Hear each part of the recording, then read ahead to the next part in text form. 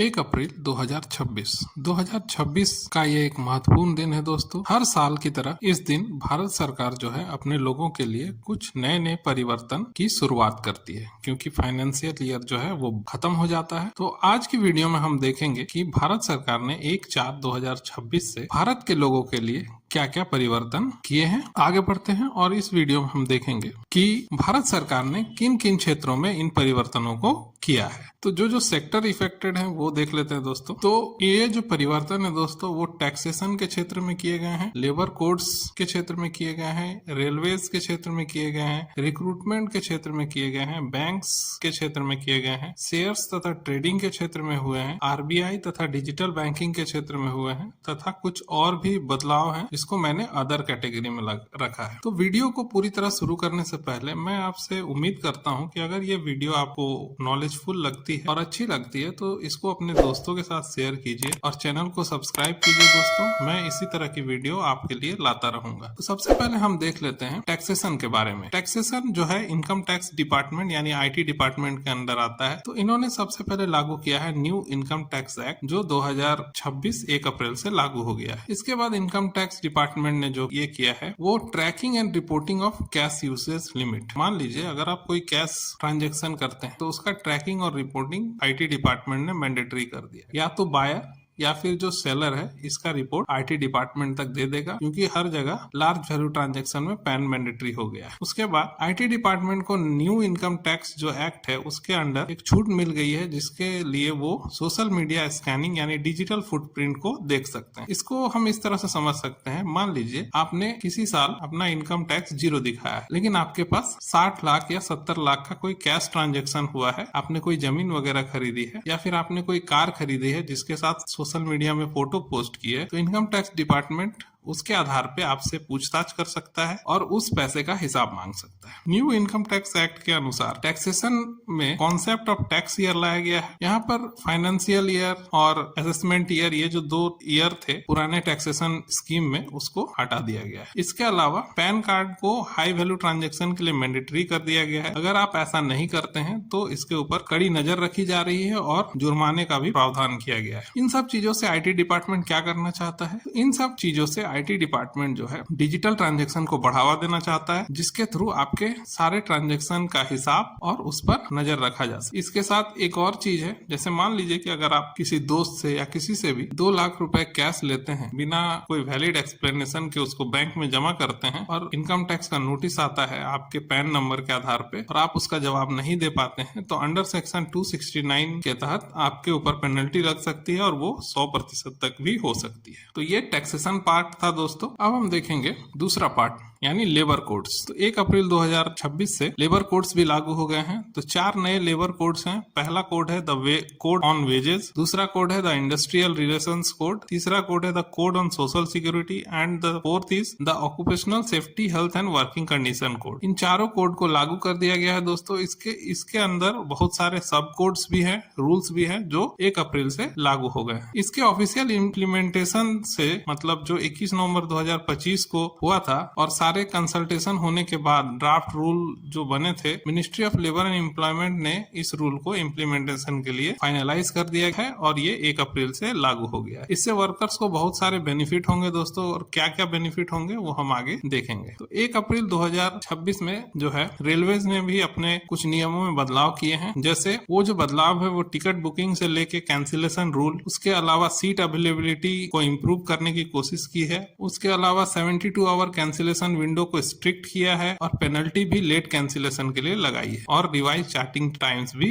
किया है। तो रेलवे रूल्स जो है वो 1 अप्रैल से, वो पहला रूल जो है वो है न्यू टिकट कैंसिलेशन रूल। दूसरा रूल है जो बुकिंग एंड चार्टिंग चेंजेस, इसका टाइम बदल दिया गया है दोस्तों। फ्लेक्सिबिलिटी, बोर्डिंग स्टेशन और ट्रेवल क्लास जो है वो 30 मिनट पहले यानी डिपार्चर के 30 मिनट पहले तक चेंज किया जा सकता है। ये एक नई सुविधा है दोस्तों। इसके अलावा तत्काल एंड वेरिफिकेशन कमीशन इसमें चेंजेस किया है। तत्काल टाइमिंग जो है वो 10 बजे एसी के लिए और 11 बजे नॉन एसी के लिए रहेंगी, लेकिन जो एजेंट है उनको पहले 30 मिनट तक कोई भी एक्सेस नहीं दिया गया है ताकि तत्काल का मिसयूज कम हो सके। अकाउंट जो IRCTC अकाउंट है उसके सेफ्टी के लिए आधार वेरिफिकेशन को हाईली इंकरेज किया गया है ताकि बॉट बुकिंग्स रोकी जा सके। चौथा, अदर चेंजेस में हम देख लेंगे, इसमें इन्होंने रुपे लॉन्ज एक्सेस, मतलब अगर आपके पास रुपे कार्ड है, प्लेटिनम डेबिट कार्ड है, तो अब आप ट्रेन रेलवे लॉन्जेस फैसिलिटी को 1 अप्रैल 2026 से यूज नहीं कर पाएंगे। अदर कार्ड होल्डर्स जो हैं जिनको एक्सेस मिला हुआ है उन वो यूज कर सकते हैं। तो एक डिमेरिट है, रुपे जिनके पास रुपे कार्ड है पहले वो यूज कर सकते थे लेकिन अब 1 अप्रैल से यूज नहीं कर पाएंगे। इसके बाद है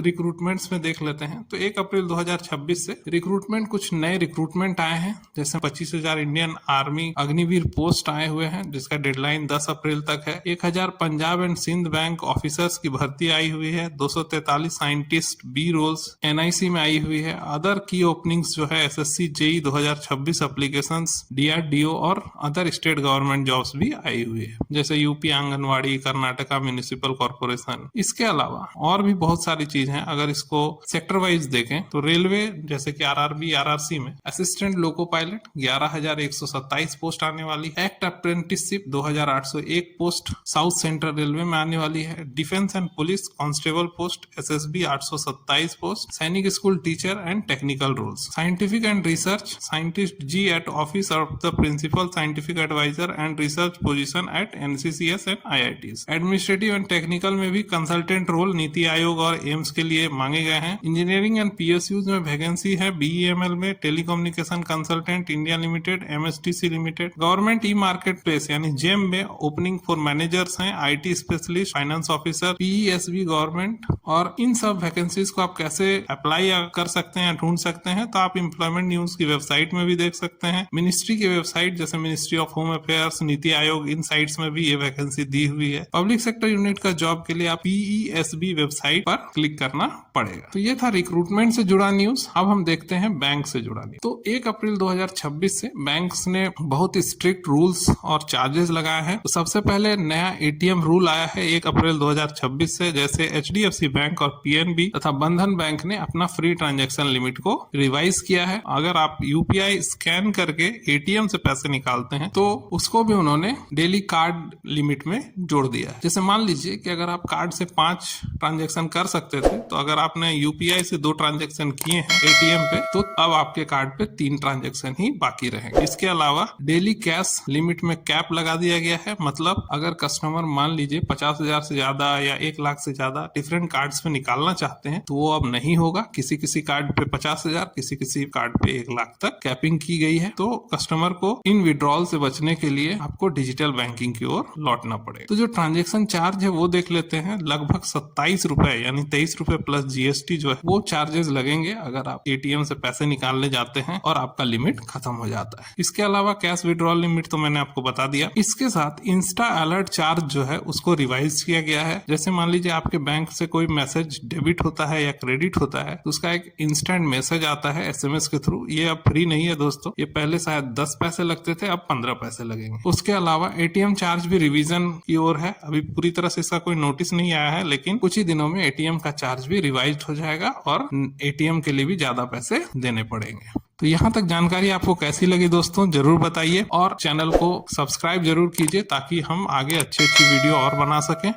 तो अब हम देखेंगे शेयर्स एंड ट्रेडिंग में क्या चेंजेस हुए हैं। तो 1 अप्रैल 2026 से शेयर्स एंड ट्रेडिंग में जो है अब थोड़ा शेयर्स एंड ट्रेडिंग जो है वो महंगा हो गया है और ट्रेडिंग करने से आपको ज्यादा टैक्स देने की जरूरत है। सरकार को ज्यादा टैक्स देने के लिए सरकार ने क्या किया है, उन्होंने सिक्योरिटी ट्रांजैक्शन टैक्स जो है FNO ट्रेडिंग पे, फ्यूचर एंड ऑप्शन ट्रेडिंग पे बढ़ा दिया है। शेयर बाईबैक का जो ऑप्शन है, जब आप शेयर खरीदते हैं या कंपनी को दोबारा शेयर बेचते हैं तो उस समय जो प्रॉफिट होता है वो कंपनी अब बेयर नहीं करेगी, अब इंडिविजुअल को ही बेयर करना पड़ेगा। इसके अलावा जो सॉवरेन गोल्ड बॉन्ड्स हैं वो भी अब टैक्स के दायरे में आ गए हैं। अगर कोई इंडिविजुअल इसको बेचता है तो उनको टैक्स नहीं लगेगा, लेकिन उसके बाद किसी एक्सटेंट के बाद ये दूसरों के लिए टैक्स लायबिलिटी बन जाएंगे। मार्जिन और ब्रोकरेजेस चार्ज जो है वो डिफरेंट ब्रोकर्स के लिए 1 अप्रैल से बदल दिए गए हैं। तो अगर आप शेयर्स एंड ट्रेडिंग करते हैं तो इन सब चीजों का ध्यान जरूर रखिए दोस्तों। आगे बढ़ते हैं, डिजिटल बैंकिंग पे आते हैं। डिजिटल बैंकिंग में आरबीआई जो है वो डिजिटल बैंकिंग को इन्फोर्स करने के लिए बहुत सारे स्ट्रिक्ट रूल्स अपना रहा है और फ्रॉड को भी रोकने की कोशिश कर रहा है। तो सबसे पहला उन्होंने जो चेंज किया है वो है 2 फैक्टर ऑथेंटिकेशन, यानी कि पिन पैटर्न प्लस ओटीपी। मान लीजिए अगर आप कोई ट्रांजेक्शन कर रहे हैं तो आपका डिवाइस जो है उसका ओटीपी के साथ साथ आपको उसका पिन या पैटर्न भी देना पड़ सकता है। अगर ट्रांजेक्शन